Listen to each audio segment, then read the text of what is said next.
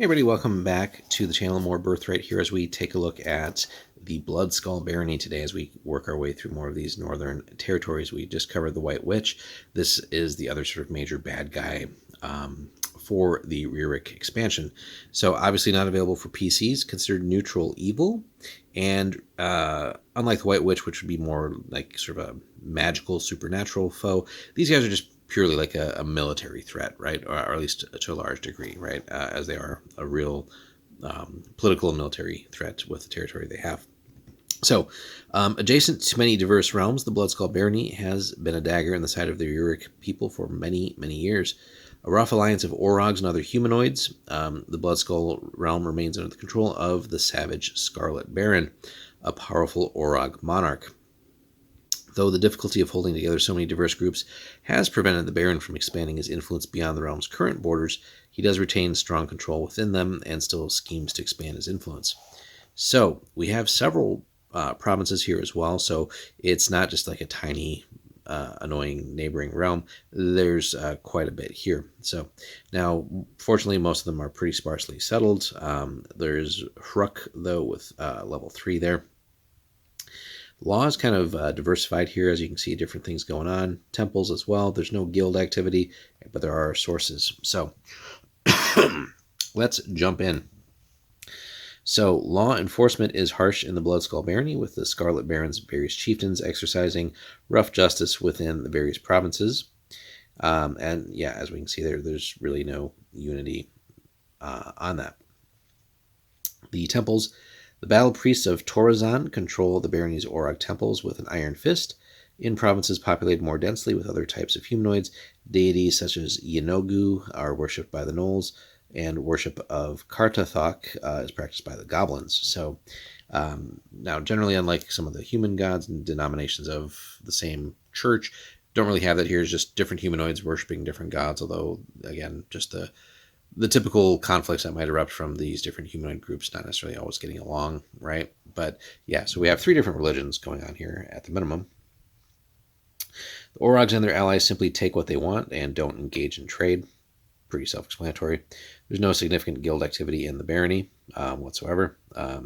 Lands do probably have potential for development, but obviously we got to remove all the remove all the humanoids to even have a shot at that. Should someone want to conquer this. Sources of the barony are largely controlled by a mysterious human wizard known as Darkon. Not to be confused with the Ravenloft realm of Darkon, but Darkon here. Now, army, they have a pretty sizable force here, but again, infighting keeps them from really being a more of a threat to other realms. So he maintains a sizable army, though this varies depending on internal politics, time of year, etc. His personal bodyguard is a elite unit of Orogs called the Scarlet Baron's Own, and I think we saw a card for that when we did the unboxing for the expansion. But the typical forces here, 4 units of Blood Skull Orogs, so pretty potent fighters, more or less equal to typical elite human infantry. Blood Skull Goblins, typical goblin unit, but again, goblins can do a little bit of everything, it's just not particularly super skilled. You got 2 units of gnolls, though, and then again, that's Scarlet Baron's Own, which is essentially a super elite unit. No cavalry as such, but again, could probably easily recruit goblin cavalry, etc. Now, the regent himself is a pretty potent threat, so this guy's not a lightweight. Thrakaz, the Scarlet Baron, is a level 12 fighter, so pretty scary stuff, right? So definitely need to get characters that are high level to have a shot at dealing with him. Has, interestingly, not an Azrai bloodline, unless they did this as a typo, but has a pretty solid bloodline of 38, is lawful evil. And he's the realm's current ruler. In the traditional Blood Skull manner, he murdered the previous Baron, then survived all subsequent attempts to unseat him, strengthening his position and ridding himself of rivals in the process. Now, his career has not been without personal cost, though. He is a twisted, scarred creature, ugly even for an Orog, and his right hand, lost in a duel with a rival, has been replaced by an artificial metal claw. So you'd almost think of him as like almost like Gazgul from like 40k or something like that, just a pretty nasty creature here with almost like a power claw. As if that wasn't scary enough on top of his high-level skills. Other important NPCs here, the lieutenants are aides and are the only individuals he trusts completely. Each of his immediate followers is sworn to give his life for him. Prominent aides include the Orogs Jalvur and Makur, and the Foimoirian, so a giant Gwed. The most intriguing and dangerous inhabitant of the barony, other than the Baron himself, is that human wizard Darkon. So he arrived in the barony only 5 years ago, and after besting several of his guardians, the Baron's guardians, offered his services in exchange for control of one of the provinces. He was eventually awarded the province of Chur, where he took over an ancient Orog fortress beneath Skull Butte. See below. We'll get to there in a minute. Kept his borders tightly closed, but faithfully paid tribute and aided the Baron in battle with powerful necromancy. So yeah, this guy's not just a normal wizard, so he's got some evil intentions there. No one knows of Darkon's origin, basically just his name, which could also be false. So some might speculate he's an Orog, or not an Oragush, he's an exile from a southern land and gathering forces for an eventual return for vengeance, while others say he's just some evil sorcerer and just seeking sufficient peace and quiet to conduct some wicked experiments. But as if all the other above things weren't powerful and dangerous enough, the fact that he's got essentially like a pet necromancer is pretty frightening as well. Should anybody try to adventure in here and start taking these guys out or dealing with them, or just, as a domain ruler trying to like engage in battle, I know that there's a necromancer who probably has some sort of realm magic as well, and probably can raise some undead legions. Anyway, the land now known as the Blood Skull Barony were historically a wilderness home to only savage bands of Orogs, Gnolls, goblins, Foimoirians, and other humanoids. The scattering of godly essence in the wake of Deismar brought changes in the region, however. Creatures of the blood did emerge with new powers that made them princes and chieftains among their people. Most prominent among these was the Orog leader Shazrak, who welded his Bloodskull tribe into a powerful military machine and basically brought the land under his control. Now, for centuries, the barony has remained a thorn in the side of the surrounding lands. They're too powerful to invade and conquer, but too disorganized to do more than savagely raid frontier provinces. The Uric fortress city of Viborg sprang up to defend against these incursions, but could do little to halt the raids permanently. The most serious threat of these invasions occurred in 1514, when Scarlet Baron Julik and his Orogs swept out of the barony. They defeated the hastily assembled Uric army sent against him, and in the end he met his death at Thrakaz's hands at the Battle of Innsmark. The shattered Bloodskull humanoids retreated to the barony, where Thrakaz, the current baron, seized power. So a little bit of a betrayal there at their moment of maybe actually conquering more territory. So he wishes all the disparate races of the barony to be united under his skull banner, and so to this end he's determined to change the barony's army from just some irregular mob dedicated primarily to raiding into an actual permanent professional quote-unquote force that can actually conquer territory and hold it.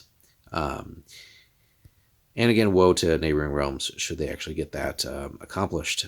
Bloodskull warriors are now being trained and equipped with such a mission in mind, and he's laid the groundwork for a full-scale invasion of the Barrow Woods in the Giant Downs. This region, sparsely populated and claimed by both the mysterious Gurali, which we'll cover at some point, and the White Witch, is unlikely to offer organized resistance and is seen as a good opportunity to hone their skills. But yeah, still would have to potentially deal with the other two adversaries there. And Gurali is an interesting Anshe, which we'll get to at some point, but then also when we cover the Giant Downs expansion, which is sort of the extra expansion that the game has. But that's further down the road. Anyway, the Blood Skull Barony currently comprises 9 provinces. Each has mixed populations of your typical humanoids there, including apparently minotaurs as well. But each also has a majority population which largely controls the province. The provinces are Zakur, the Scarlet Baron's so-called throne province, where he does rule from his underground warren of tunnels and halls. Thurzim, Vralik, and Hruk, all Orog controlled. Valkith, Shkara, and Shirkan, controlled by Gnolls. Angar, the sole goblin province, and Chur, a realm given over to that wizard Darkon. Not much is known about Chur, but for Darkon keeps its borders tightly sealed, with Orog and Minotaur guards, frightening enough. And Darkon pays the Baron tribute regularly and aids him in battle upon demand. So, and again, being a necromancer, look at the different realm spells out there and could be suitably scary. So, but fertile ground there for the DM to come up with a suitably scary and high level wizard slash necromancer that has access to some pretty powerful spells there, and again with plenty of sources, really can probably cast again like Raise Undead Legion and other crazy stuff as well. So this, along with the White Witch, is a great tool. So whatever realm that the players might be running, or realms, these two realms, the White Witch, the Blood Skull Barony, should always be major threats in different ways. The Blood Skull is obviously more overt, physical military threat, right? Threat of invasion. The White Witch, more sort of secret machinations, influencing politics, trade, religion, etc., for her whims. So you got kind of two different levels of adversaries to deal with there. Now, everyone knows about the Blood Skulls, but again, there's the little mystery surrounding the White Witch. But hand in hand here, these should be very nasty threats for players to have to deal with. It's certainly even just adventuring, not even ruling domains, but this would be a great one if players want to just kind of do some typical hack and slash, and really maybe launch some raids of their own. Maybe there's a reward put out from like a Rurik ruler or other interested parties to maybe start going in and causing some damage to these guys. Great way for characters just to do some, again, old school hack and slash, kill some bad guys and stuff, but should really run into some potentially nasty adversaries here with some of the other humanoids. Now, your typical goblins and such, probably not that scary, but plenty of Orogs out there, plenty of gnolls, but then also maybe they wander into that wizard's province and suddenly get confronted by minotaurs and other nasty stuff, maybe even undead, who knows what. So plenty of interesting hack and slash adventuring out there, and also just looking at what they might accomplish, and what secrets they could learn for other realms with this, or maybe just some personal glory. But should they run across Thrakaz, obviously he should be still pretty damn scary, even as hideous as he is. But a level 12 fighter with essentially like a giant metal claw for in hand, and whatever other gear and equipment he's got, would be a nasty threat. So low level characters should definitely maybe not overextend themselves. But yeah, another fun realm here that the DM has at their disposal. Let us know, guys, if you have encountered the Blood Skull Barony in your campaigns or used it, and how that's gone. Hit us up in the comments. Be sure to like and subscribe for more Birthright. And if you want to support the channel so we can bring you more of these videos early for those channel supporters on Patreon, but also just other exclusive Birthright and D&D content, hit us up there. We got different levels that you can support us at. Every supporter does mean a lot to us and helps us grow. Thanks so much for watching, and we'll see you in the next one.